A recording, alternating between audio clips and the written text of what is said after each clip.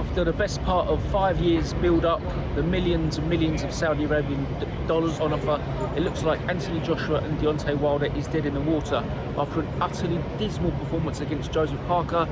The 6'7" Alabama puncher started talking about whether his heart is really in this, whether as a father of 8 he wants to take care of his children more.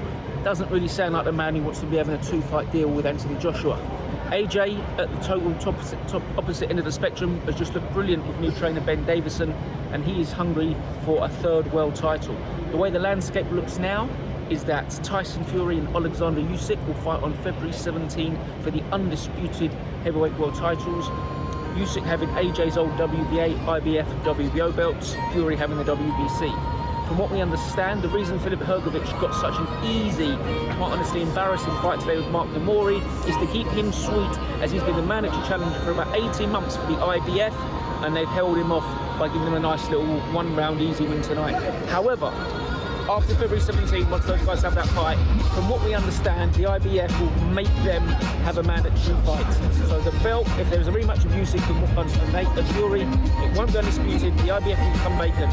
Then it will be between Filip Hrgovic and Anthony Joshua. Hrgovic number 1, Anthony after beating Wally number 2.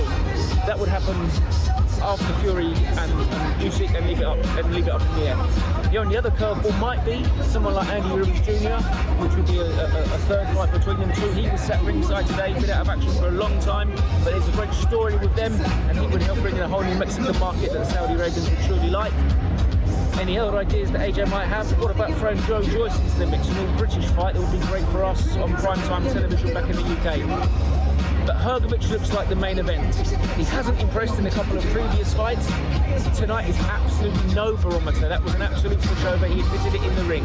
But AJ is hungry. AJ wants to be a free-weight heavyweight world champion. And Filip Hrgovic, the mandatory IBF, once Fury and Usyk decide the undisputed and they break up, looks like the best bet.